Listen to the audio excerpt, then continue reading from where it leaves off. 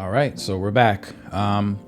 Here's the session, and I want to kind of show you how I have things laid out here. So at the top, we have the Adonis English track. This song was done in English and in Spanish. I'll be showing you the English version.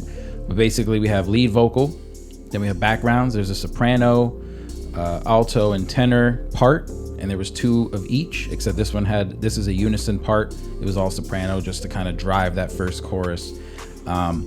So then we go into the BGVs, and then we come down, and here we have our kicks, snares, all of our drums. I like to put them in yellow, just stands out a little bit more to me, and I can see the transients and stuff a little bit better just for me. Processing and stuff is irrelevant. We'll get to that in different videos, but for right now, this is just the layout. So you see everything is going into the drums output here, and those are all coming down to, of course, the same channels we have going out to my links setup. Okay, so we have our drums come into the toms, overheads, hi-hat. The toms were cleaned out. I removed all the bleed and the noise and just kept the tom hits and processed those and blended them in. We have some sends and such here. Usually I don't use these. I use the Transformer 2 this time just to give it a little extra crack. Shout out to Jason Joshua on that tip. You can see that in many videos online. So coming in here, we have our percussions in pink. Those are all going, I split them up. So we have high percussion like shakers and different things like that. Then we have the low percussion. Oh, this is actually wrong. But pretty much that will go to high and low percussion. No real difference in processing. It's just how the buses are split up. So how the summing mixers get everything fed to them. I just split it up, and I have 32 channels to work with, so why not use them? Didn't want everything going into one bus. So then in brown, we have our bass guitar. Straightforward bass, not too much processing going on, but again, we'll get to that later. Acoustic guitar, I have that feeding my lead instrument bus because I felt as though the acoustic guitar and the piano deserve their own group and bus in case I ever needed to do any processing on that, which I don't. I do not personally use buses a lot, or subgroups if you call them that. I don't think they're particularly helpful. It can make things a little bit more confusing. I will do it in some cases, like if you look at the kick drum, for instance, I like to process each drum separately, maybe add a sample in, and then blend it all into one kick track. So I'm essentially creating a new kick sound and then processing that instead of trying to figure it out on each track. It just makes more sense when 4 things make up one sound. I will process that one sound. That's just how I operate. Right. So then we have our electric guitars here in like burnt orange. There's a mono guitar, a 2A and 2B, a 3A and 3B. Those are basically high and low in this case, and I'll show how I process that later. But those are going to the guitar bus. We have pianos. Like I mentioned before, they're going to the lead instrument bus.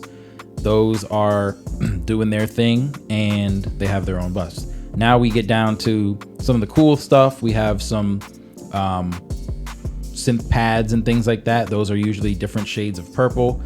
This one, the Dream track, was going to the aux instrument track. So basically think of that as lead instrument is 1, aux instrument is 2. So that might be in gospel music, like your organs, aux keyboards, Rhodes, MK, stuff like that. That's how I envision it. So that is usually where that would go. And this synth kind of reminded me of that. So that's why I went to the aux track. So it's getting separated. So then we have our synth leads, our pads, air pad, pluck, the Jupiter channel. Those are all going to different groups. So synth lead, synth pad, synth low, synth high. And then this one's going to the aux as well. I didn't mind that because it wasn't overlapping, and it's all good. I mean, these are just summing outputs, so everything's coming together eventually anyway. But what I like to try to do is break things out as much as possible and not have too many things going to one output.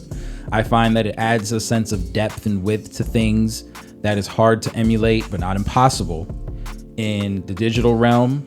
And I just find it allows me to work easier. I have space to move and everything breathes a little bit better. So moving down here, these are the violin, like the string tracks, and string pads. So those have their own bus as well. Then we have our FX tracks, which has like, oh, why is this guy going to the wrong one? Put that in there. But basically these are all your like crashes and booms and swells and things like that. This one was routed correctly, but it was bypassing the bus to go straight out, 31 and 32. So I wanted to have that in there in case I ever needed to lower anything. These two tracks are all the way out. I just didn't feel like it was necessary, but I might put them back in, but we'll see. So that's kind of the layout. Everything kind of goes top to bottom in a orderly fashion that makes sense to my brain.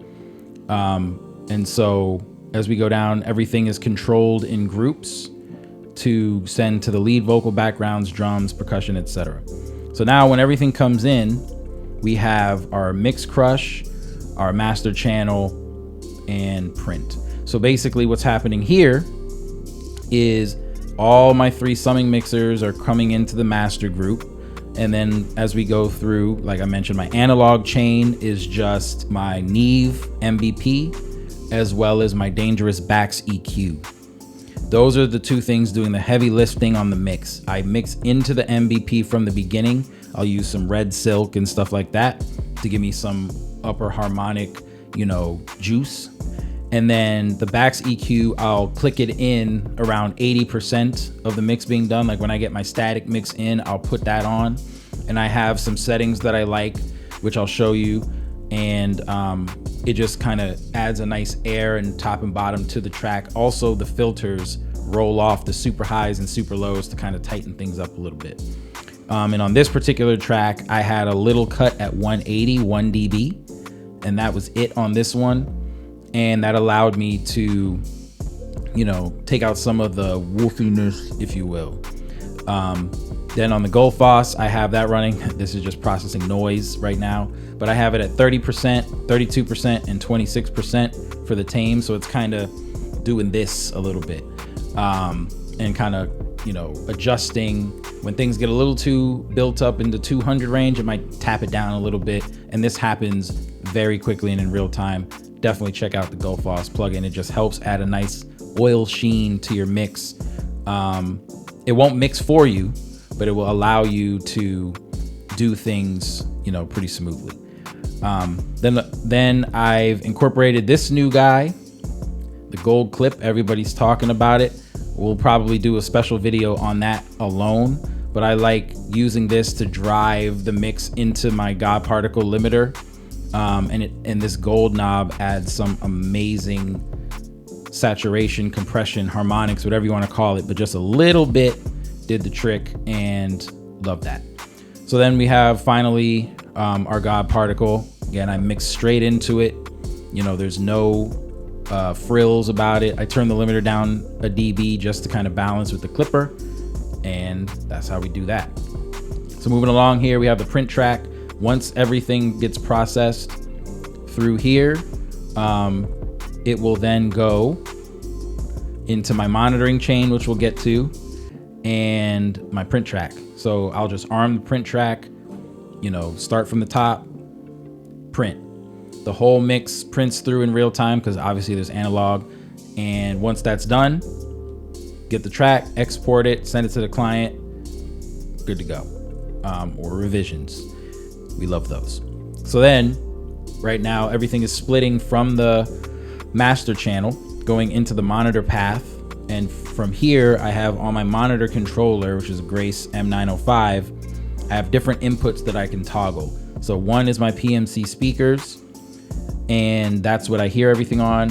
Reference will be when you have a reference track or an old mix or a rough mix to play back and compare to. I have 2 outputs, so I can just press a button and click between, my main DAW session and then the reference track, and I can hear that in real time. I use this plugin, Adapter AB, and I'll drop the rough mix in here, and then I'll leave it set on the B section. So it's always playing the rough, and then I'll go in here and hit sync, and it will sync the rough mix to my main mix. So wherever I am in the timeline, wherever I'm clicking, it will play back from that exact spot, and I can A/B specifically from that spot, and it's amazing. And then if I need to switch to another song just to reference, all I gotta do is click on it and I'm good to go. I have some key commands set up for that, so it'll just switch through because I'm lazy and I don't wanna spend time scrolling to the bottom, opening it up, whatever, moving on. Then I have this stuff if I'm doing like a Zoom call or something like that and I need to share the stream, or if I need to hear Zoom while I'm working in Pro Tools, this is what this is for, and it sends out, and then, you know, the client can hear whatever it is that they need to do. And this is just for recording, which I'm not using today. So then we have, again, my effects channels, and this time I've populated them.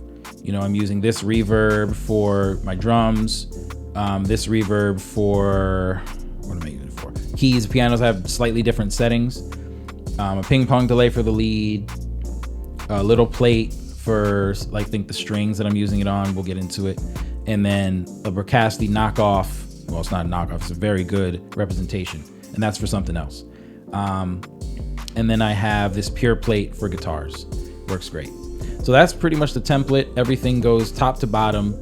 All my routing, particularly as it pertains to summing, you know, you create your tracks here, your aux channels, and just send it straight out your mixer, straight out the mixer into your links or whatever interface and into your summing box. You create an aux channel that returns that channel, and then you send it to your mix bus, do your thing, and go. So that's pretty much the template.